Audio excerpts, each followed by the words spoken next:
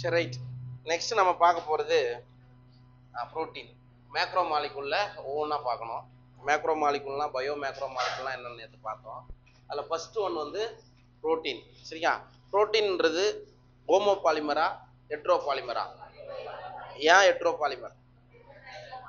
ஆமாம், protein is made up of different type of amino acid. சரியா? வெவ்வேறு வகையிலான அமினோ அமிலங்களால் ஆனது. நமக்கு ஏற்கனவே சொல்லியிருக்கிறோம், பேஸ்ட் ஆன் புரோட்டீன் எத்தனை அமினோ ஆசிட் இருக்கு? 20 அமினோ ஆசிட் இருக்கு. கேக்குதா? கேக்குதா இல்லை முன்னாடி வந்துரு. ஓகே, மொத்தம் 20 அமினோ அமிலங்கள் இருக்கு அப்படின்றத பார்த்துருக்கோம். ரைட்டா?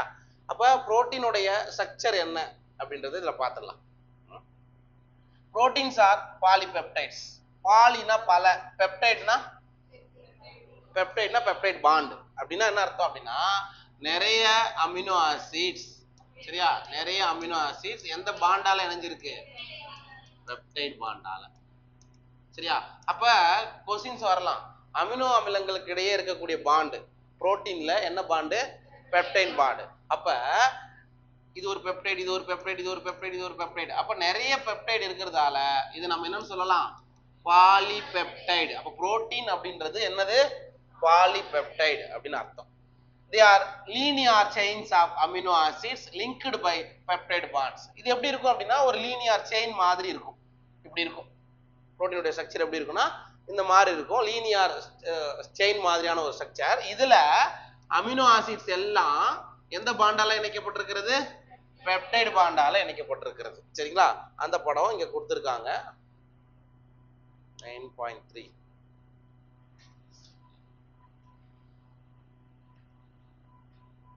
இங்க இது செகண்டரி ஸ்ட்ரக்சர்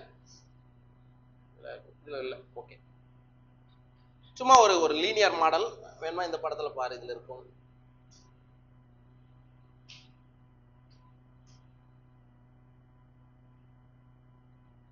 இருக்கு இல்லையா? இதுதான் புரோட்டீனுடைய ஒரு பிரைமரி ஸ்ட்ரக்சர். இதுதான் ஒரு லீனியர் ஸ்ட்ரக்சர்னு சொல்லுவோம். ஒரு நூல் மாதிரியான ஒரு அமைப்பு. இதுல பல்வேறு வகையான அமினோ அமிலங்கள் இருக்கும். எல்லாமே எந்த பாண்டால இருக்கும்? பெப்டைட் பாண்டால இருக்கும். சரிங்களா?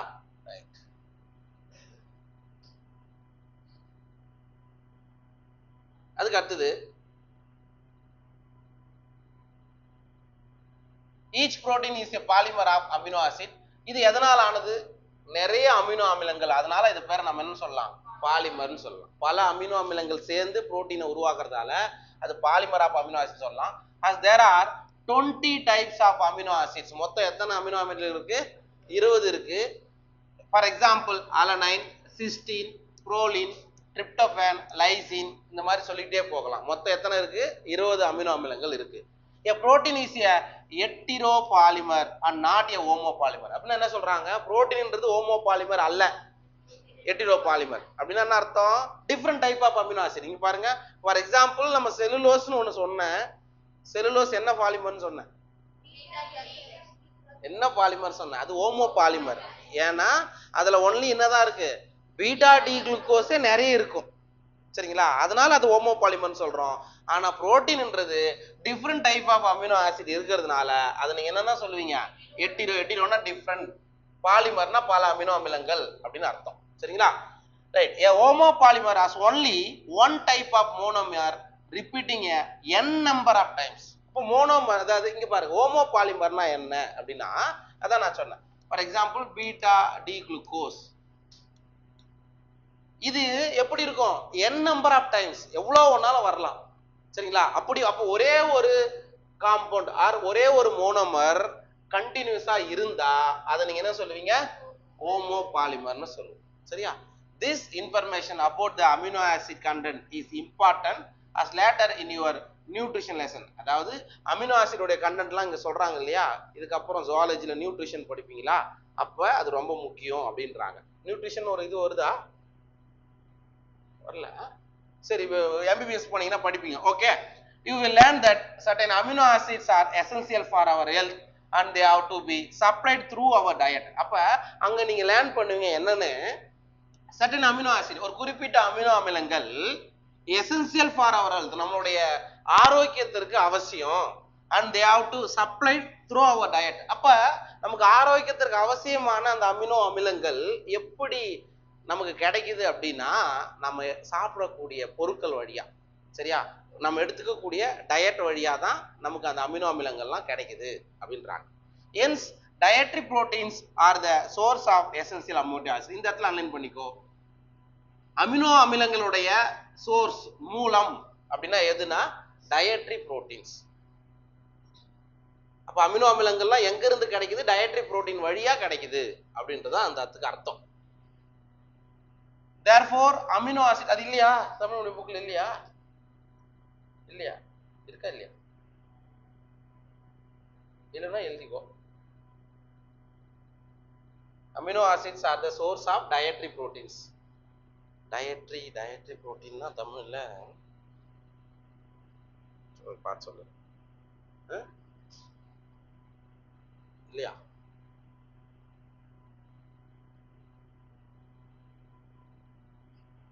இருக்கா? டயட்ரி புரோட்டீன்ஸ் அப்படின்ற ஒரு வார்த்தை மிக்கும் சொல்றோம்.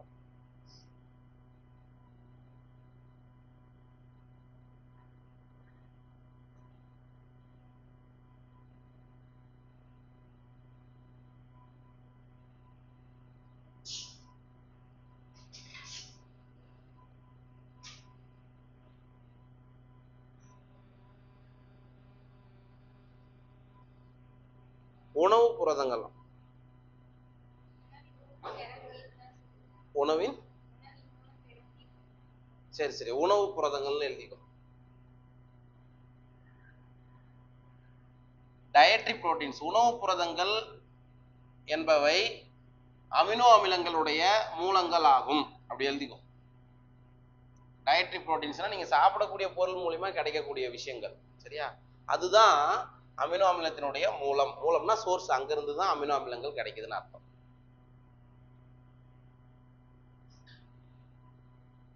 ஓகேவா? ரைட். அதுக்கு அடுத்தது therefore amino acids can be essential or non essential. அப்ப அமினோ அமிலங்கள் வந்து மேபி அத்தியாவசியமானதாகவோ அல்லது அத்தியாவசியமற்றதாகவோ இருக்கலாம். the latter are those which our body can make. அதாவது latter means the non essential amino அமிலம்னு சொல்றோம் இல்லையா? புரியுதா? non essential அமினோ அமிலம்ன்றது which our body can make, நம்மளுடைய உடம்பு என்ன பண்ணிக்கும்? உருவாக்கிக்கும். while we get essential amino acid through our diet and food. இதுவே essential amino acid அப்படின்றது நம்ம சாப்பிடக்கூடிய ஃபுட் மூலமா தான் எடுத்துக்க முடியும், சரியா? அமினோ ஆசிட் ரெண்டா சொல்றோம். ஒன்னு எசென்சியல் அத்தியாவசியமான அமினோ அமிலம், இன்னொன்னு நான் எசென்சியல் அத்தியாவசியமற்ற அப்படின்னு சொல்றோம்.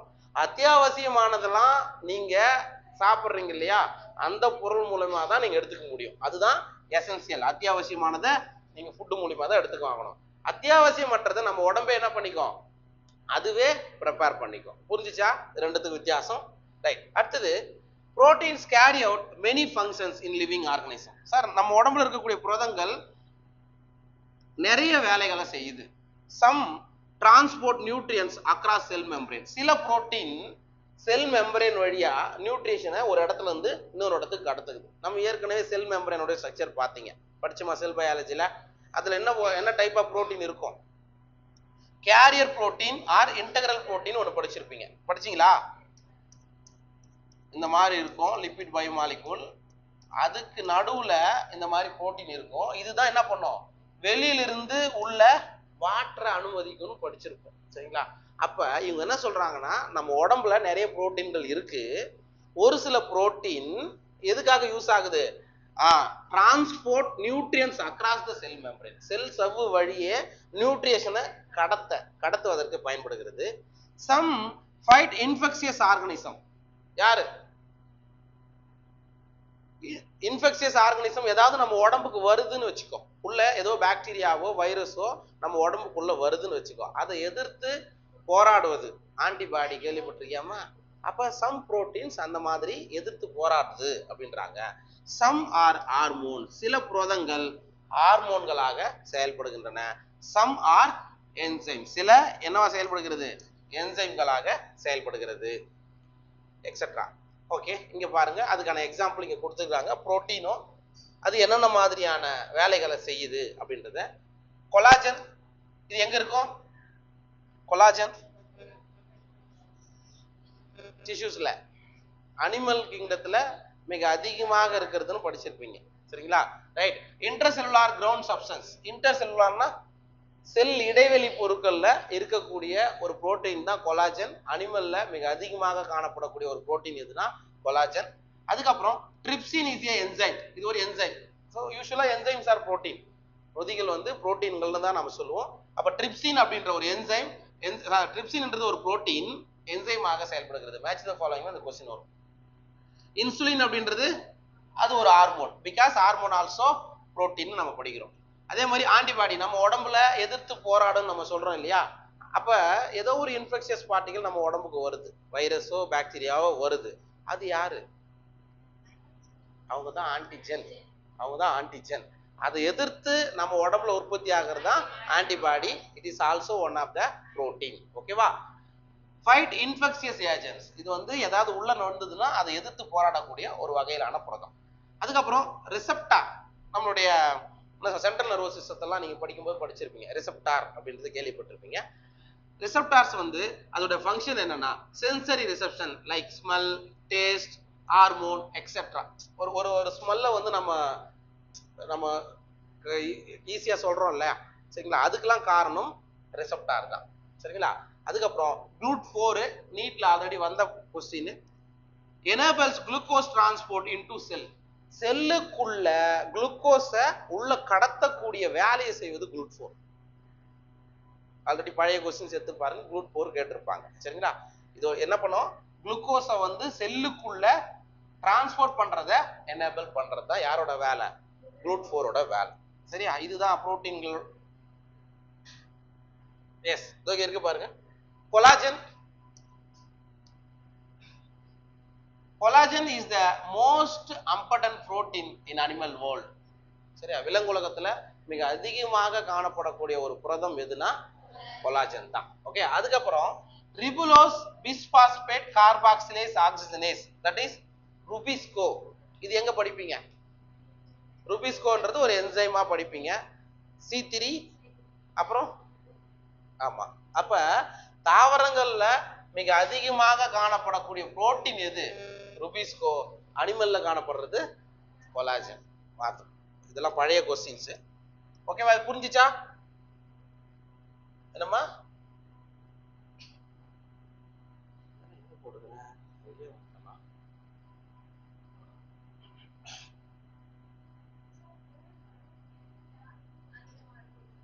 எதுமா?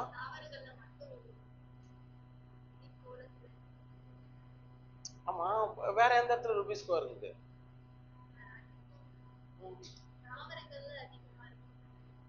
ஆமா,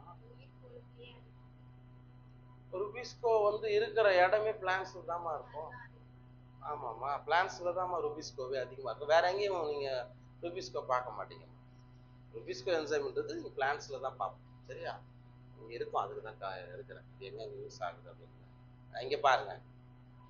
கால்வின் சைக்கிள் அண்ட் C2 சைக்கிள்னு ரெண்டு படிப்போம். சரியா?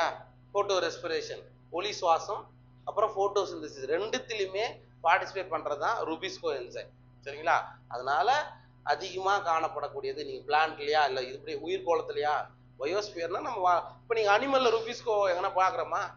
ஒருவேளை நீங்க ஹியூமன் பிசியாலஜி ஏதாவது படிச்சுக்கிறீங்கன்னு பாருங்க. சரிங்களா?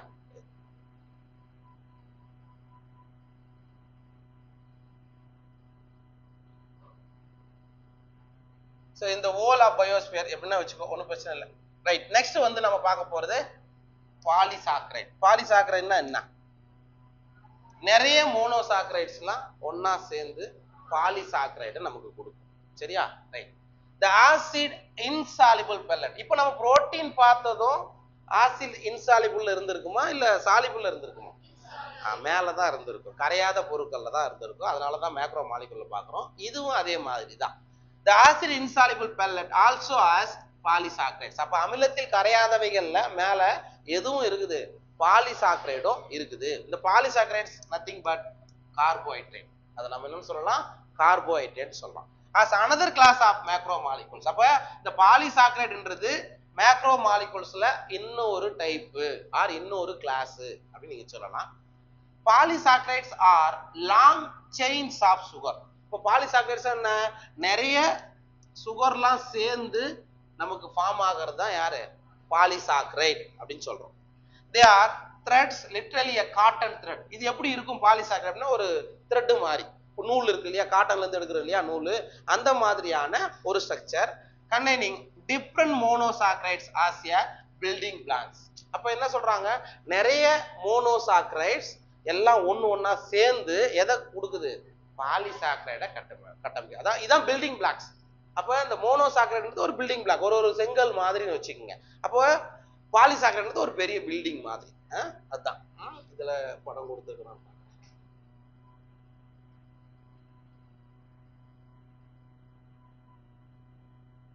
இங்க பார்த்து இது வந்து செல்லுலோஸ். இது வந்து செல்லுலோஸ் உடைய ஒரு ஸ்ட்ரக்சர். செல்லுலோஸ்ன்றது ஒரு பாலிசாக்கரைடா நீங்க சொல்லலாம். அதுல இது எதனால ஆனது அப்படின்னா, beta 1,4 glucose, beta D glucose சொல்லுவீங்க. ஒவ்வொன்றும் என்னதான், ஒவ்வொன்றும் குளுக்கோஸ் மாலிகூல் தான். இந்த மாதிரி எனர்ஜி தான் உங்களுக்கு எதை ஃபார்ம் பண்ணுது, பாலிசாக்கரைட ஃபார்ம் பண்ணும்.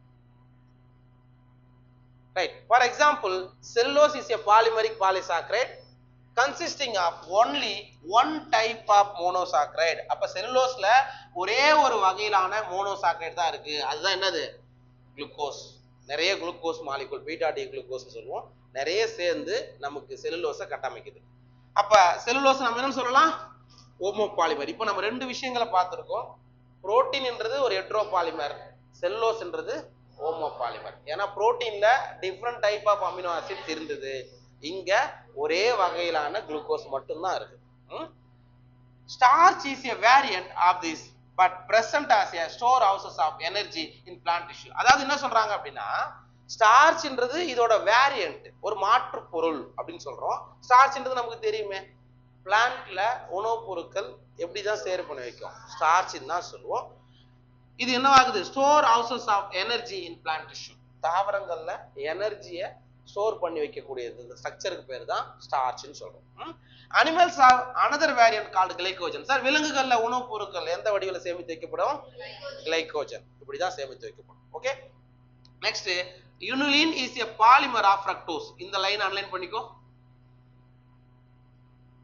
அப்ப யூனிலின் என்றது என்ன சார், அது ஃப்ரக்டோஸ் உடைய ஒரு polymer.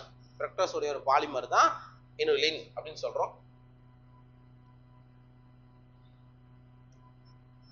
In a polysaccharide chain, say glycogen, the right end is called the reducing end and the left end is called the non-reducing end. இப்போ ஒரு glycogen நமக்கு எக்ஸாம்பிள் கொடுத்திருக்காங்க, இங்க பாருங்க.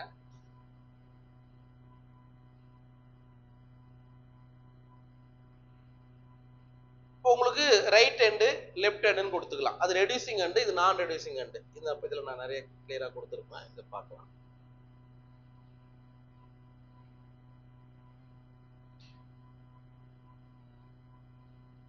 இங்க பாருங்க. அப்ப ரைட் எண்டு உங்களோட வலப்புற முனை, அதை நீங்க என்ன சொல்றீங்க, ரெடியூசிங் எண்டு, தமிழ்ல குறை முனைன்னு சொல்றோம். இந்த பக்கம் இருக்கிறத நான் ரெடியூசிங் எண்டு. இதை ஞாபகம் வச்சுக்கோ. ரைட்னா ரெடியூசிங், இது வந்து நான் ரெடியூசிங், ஞாபகம் வச்சுக்கோ. இது ஒரு எதோட ஸ்ட்ரக்சர் அப்படின்னா கிளைகோஜன். கிளைகோஜன் எங்க இருக்குது, அனிமல் செல்ல ஃபுட்டை வந்து ஸ்டோர் பண்ணி வைக்கக்கூடிய ஒரு ஸ்ட்ரக்சர் தான் அது. ஓகேவா, சரி. இப்ப பாத்துக்கோ, இது வந்து கிளைகோஜனுடைய படம். ரைட், இந்த ரைட் எண்டு தான், right end reducing, right reducing, ஞாபகம் வச்சுக்கோ. ஓகே, அதுக்கு அடுத்தது, it has branches as shown in the form of cartoon. இப்போ நீங்க பாத்தீங்கன்னா இதுல தெரியும், இதுல நிறைய பிரான்ச்சஸ் இருக்கா, இந்த மாதிரி இங்க பிரிச்சு போட்டிருக்காங்க இல்லையா. கிளைகோஜன்ல நிறைய பிரான்ச்சஸ் இருக்கு. Starch forms helical secondary structure, இது அதோட முடிஞ்சிச்சு, கிளைகோஜன் முடிஞ்சிச்சு. அதுக்கு அடுத்தது starch form helical secondary structure. ஹெலிகல்னா என்ன, வளைய மாதிரியான ஒரு ஸ்ட்ரக்சரை ஃபார்ம் பண்ணுது. In fact starch can hold iodine molecules in the helical position. இது நீட்ல क्वेश्चंसா வந்திருக்குது பாரு. ஸ்டார்ச் அதனுடைய ஹெலிகல் பொசிஷன்ல எதை கொண்டிருக்கிறது, அயோடின் மூலக்கூறுகளை கொண்டிருக்கிறது. சோ அதனால நீங்க ஸ்டார்ச் டெஸ்ட் எடுத்தீங்கன்னா, the starch iodine is blue in color, இதான் நீட் क्वेश्चन. ஸ்டார்ச்சோடைய ஹெலிகல் ஸ்ட்ரக்சர்ல அயோடின் இருக்கு. அதனால நீங்க 12th அதை படிச்சிருப்பீங்களான்னு தெரியல. ஸ்டார்ச் பரிசோதனை செஞ்சு பார்த்தோம்னா உங்களுக்கு அது என்ன கலர்ல வரும்? ப்ளூ கலர்ல வரும். Right. Cellulose does not contain complex helices and hence cannot hold iodine. செல்லுலோஸ்ன்றது செல்வால் இருக்கக்கூடிய ஒரு காம்பவுண்ட். இது எதை கொண்டு இல்ல, அதாவது காம்ப்ளெக்ஸ் ஹெலிசஸா இல்ல, அதனால இதுல எது இல்ல, அயோடின் கிடையாது. அப்ப ஸ்டார்ச்ல மட்டும்தான் நமக்கு என்ன இருக்கு, அயோடின் இருக்கு, செல்லுலோஸ்ல இல்ல. ஞாபகம். ஸோ ஒவ்வொன்றும் ஒரு பாயிண்ட்டை கொடுத்துட்டு அதோட அதை முடிச்சு வச்சுப்பாங்க. நீங்க தான் அதை எலாபரேட்டா படிச்சுக்கணும். Right. Next, plant cell walls are made up of cellulose. Correct தானே? தாவரங்களுடைய செல் சுவர் எதால் ஆனது? செல்லுலோஸால் தான் ஆனது. விலங்குகளுடைய செல் சுவர் எதால் ஆனது? அங்க விலங்கு செல் சுவரே கிடையாது. Okay. Paper mat from plant bulb and cotton fibre is cellulosic. Sir இப்போ நம்ம யூஸ் பண்ற பேப்பர் இருக்கு இல்லையா, அது எங்க இருந்து எடுக்கிறாங்க? மணல்ல இருந்தா, கட்டைகள்ல இருந்து தான் எடுக்கிறாங்க. அதுவும் ஒரு செல்லுலோஸ். அதே மாதிரி காட்டன் ஃபைபர், ஆமா நம்ம யூஸ் பண்றோம் இல்லையா நூல், காட்டன் நூலை வந்து எடுக்கிறதும் செல்லுலோஸ் ஃபைபர் தான். என்ன டைப் ஆஃப் செல்லுலோஸ் ஃபைபர்? நான் நடத்தும் போது கேப்னு சொன்னேன். காட்டன்ல ஃபைபர் வருது இல்லையா, அது என்ன type of fibre? Surface fibre, seed surface fibre, விதை புறப்பரப்பு நார்கள். தமிழ்ல மால்வேசி படிச்சுமா, விதைக்கு மேல இருக்கக்கூடிய சர்ஃபேஸ் ஃபைபர்ஸ் தான் அது ஒரு செல்லுலோஸ். அது எதால் ஆனது? செல்லுலோஸால் ஆனது. There are more complex polysaccharides in nature. So இயற்கையில நிறைய காம்ப்ளெக்ஸ் பாலிசாக்கரைட்ஸ் இருக்கு. They have as building blocks amino sugars and chemically modified sugars. அப்ப நிறைய இயற்கையில் இருக்கக்கூடிய நிறைய பாலிசாக்கரைட்ல எதனால் ஆனது அப்படின்னா amino sugars and chemically modified sugars. வேதியியல் அடிப்படையில மாடிஃபைட் ஆன சுகர் தான் இயற்கையில இருக்குன்னு சொல்றாங்க. For example glucosamine. இது எங்கன்னா கேள்விப்பட்டிருக்கியா? N-acetyl galactosamine கேள்விப்பட்டிருக்கியா? இது எங்க இருக்கு அப்படின்னா எக்ஸோஸ்கெலட்டன்ஸ் ஆஃப் ஆர்த்ரோபோட்ஸ். ஆர்த்ரோபோடு கணுக்காலி, காக்ரோச் இருக்குல்ல, காக்ரோச் இருக்கா, கரப்பாம்பூச்சி, கரப்பாம்பூச்சியோடைய எக்ஸோஸ்கெலட்டன் புறச்சட்டகத்துல இருக்கிறது தான் குளுக்கோசமைன், N-acetyl galactosamine. இந்த மாதிரியான விஷயங்கள் இருக்கு. For example complex polysaccharide called chitin. இது chitin is made up of எதுன்னா அது உள்ள வரும். சரிங்களா? நீங்க ஜென்ரலா ஃபங்கையோடைய செல்வால்ல என்ன இருக்கு? பூஞ்சியோடைய செல்ஸ் கைட்டின். அதே மாதிரி இந்த காக்ரோச் ஆர்த்ரோபோடோடைய எக்ஸோஸ்கெலட்டன் யார் இருக்கு? கைட்டின் தான். இது வந்து ஒரு complex polysaccharide. these complex polysaccharides are mostly ஹோமோபாலிமரா இருக்கும். இந்த காம்ப்ளெக்ஸ் பாலிசாக்கரைட்ல மோஸ்ட்லி எப்படி இருக்கும்? ஹோமோபாலிமரா இருக்கும், ஒரே மாதிரியான பாலிமரா இருக்கும். இங்க நான் இங்க போட்டிருப்பேன், அதை காமிச்சுக்கிறேன்.